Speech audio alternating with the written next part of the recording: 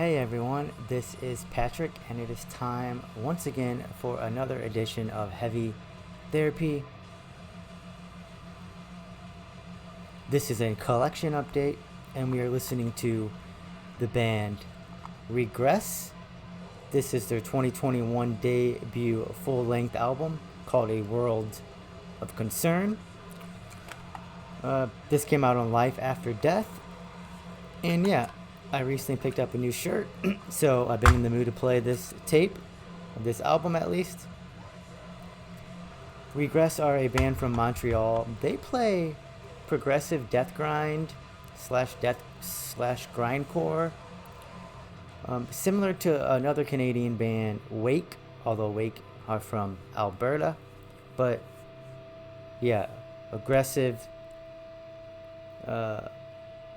speedy, cool bassline filled death grind. So we are listening to RGRESS.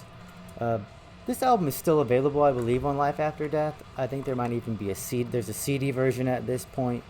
I don't know if there's an LP, a vinyl version or not.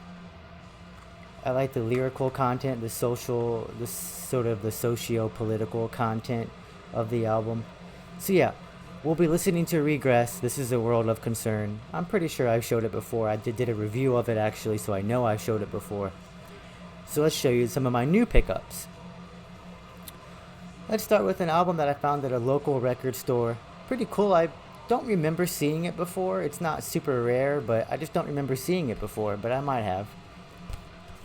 I picked up Repulsion with Horrified. So as most people know, Repulsion are really considered one of the purveyors, one of the progenitors, I should say, of Grindcore. One of the first Grindcore albums ever right here, Horrified, because it was written in 1986. We know Napalm Death's Scum came out in 1987. I think they were written around the same time. This might have been written earlier. So one of the first Grindcore albums. This is Repulsion with Horrified. This band is from Flint, Michigan. Good old Dave Grave there. So this band had a number of different names, including Genocide. Maybe Infester was the first name of the band, but I'm not sure actually. But I know they were at one time called Genocide. Earlier in their career, they were inspired by Slayer, Discharge, Siege. This sounds like, I would say, Terrorizer, Napalm Death. A modern band, maybe think of Internal Rot. Scott's vocals sound a little bit like Chuck from Death, and those of you who know the history here know that there's some history between Death and Repulsion. Here's the cool inner sheet. It has a band collage. So yeah, this band only put out one album, and this is it right here. Let me show you the variant I received, or I found, I should say. Pretty cool repress, reissue by Relapse. Maybe this was a 2020 reissue, not sure. So I love the guitar riffs and Dave Graves' drumming. I love how frenetic, fast, and caustic. This is almost like an anti-punk feel, even though, you know, a lot of the influence would have came out of the sort of noisier punk, getting into hardcore sounds that were going around Massachusetts at the time. But yeah, just the whole point was to be as fast and repulsive as possible, and I think they pulled it off, especially considering when it came out in 1986.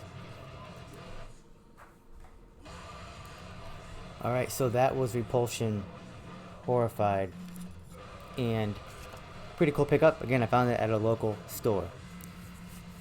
Let's next go to a 7-inch, and this came out in this year, 2024, this year as of recording. This is Sequestrum from Denmark and Snet from Czechia. This is their, well, basically self-titled 7-inch, co-released by Extremely Rotten and Noxious Ruin, and I actually picked mine up from Noxious Ruin themselves.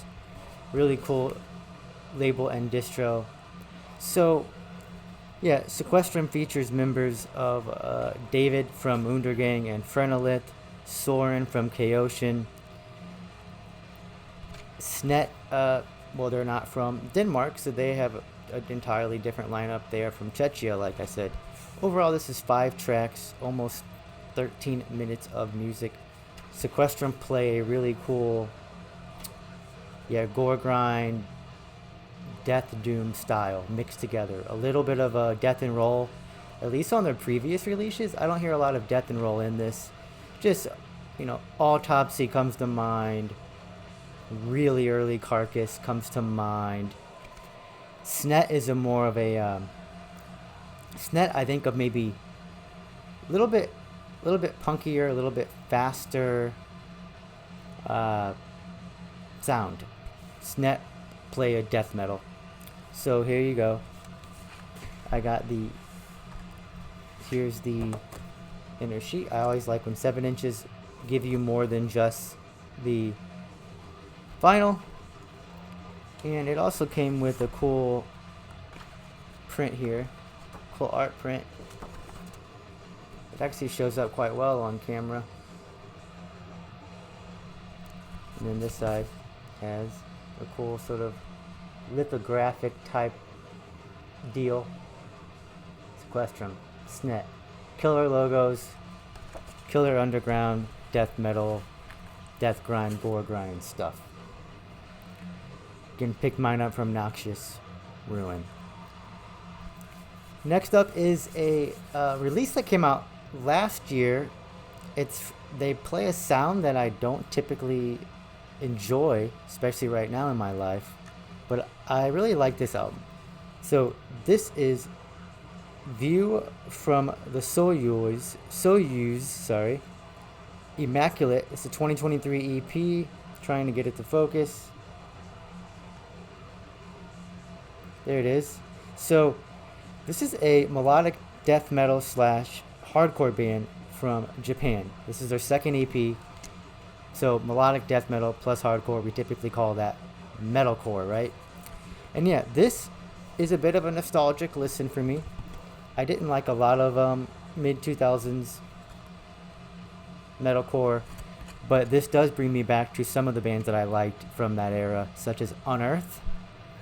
But yeah, it's closer to melodic death metal. If it is metalcore, it doesn't bring you any of those clean choruses. It's not overridden with breakdowns, though there are heavy breakdowns on this. At the Gates, Unearth, maybe think of Cruelty as a band as well. So yeah, all the best parts of sort of early 2000s metalcore brought back to life. I believe they're still active, though I'm not positive. So a new band. I will be interested to hear, what more they do after this. 5 tracks, 19 minutes and 23 seconds of music, and just a cool release. This issue was on Force of Reckoning Records, and I also picked it up from Noxious Ruin. Was kind of surprised to see it there. They don't usually carry this type of stuff, so hey, they saw something in it as well.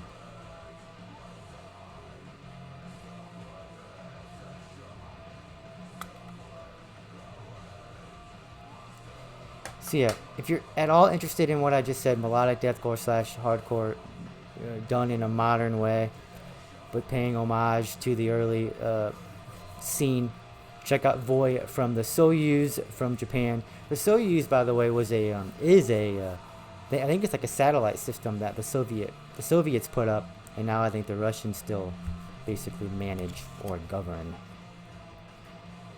Okay, up next, a brand new album from one of my favorites of the modern scene.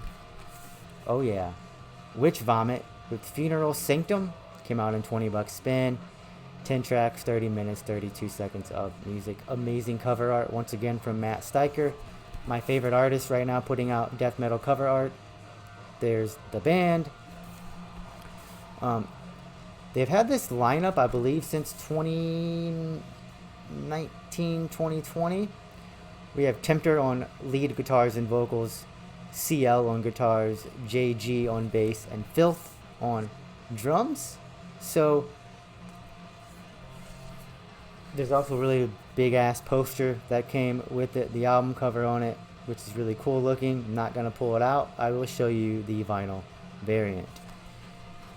Witch Vomit, the first single was Blood of Abomination. It's like a less than 2-minute track. I was a little bit disappointed when I first heard the track. I noticed that the production was a bit less dense and heavy. The drums sounded kind of more raw in terms of its mix. And the song itself was just more punky-ish, more punk, and slightly blackened.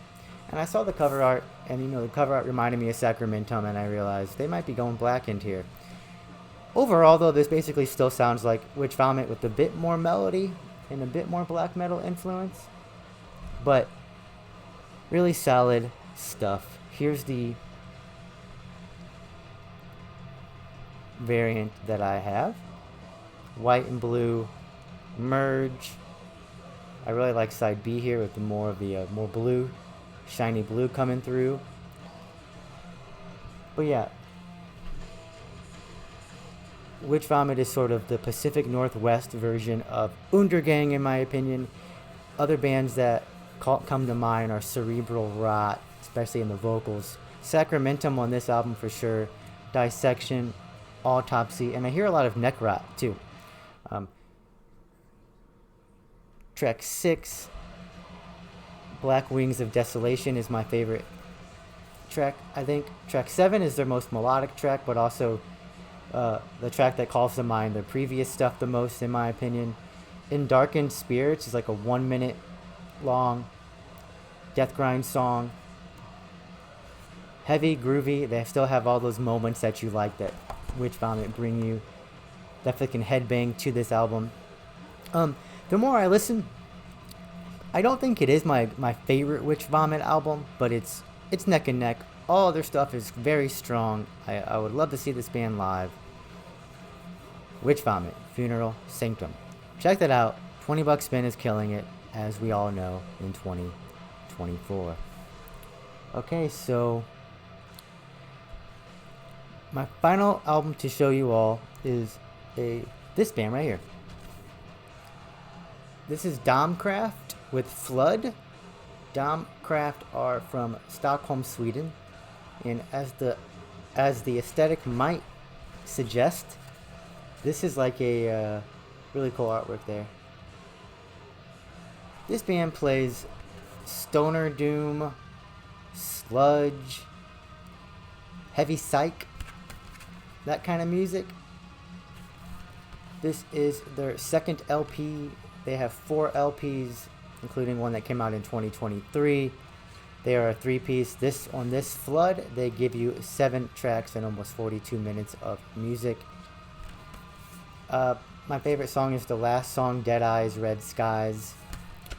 My least favorite part of the band is the vocals, but that's going to happen a lot for this style for me.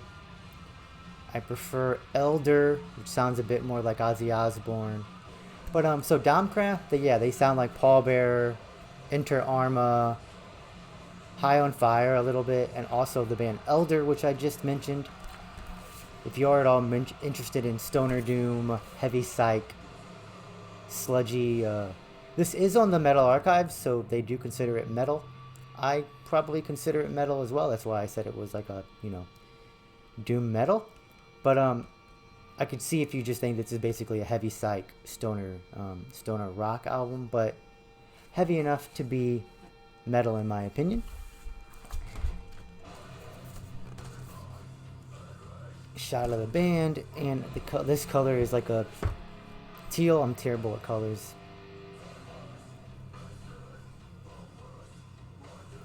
So yeah, cool variety that I managed to pick up over the last few weeks. Let me know what you've been spinning. We've been listening to RGRESS, Killer Progressive Death Grind, out of Montreal, Quebec, Canada. And thank Thank you as always for watching. See you all in the comment section. Talk to you all very soon, and remember to stay heavy.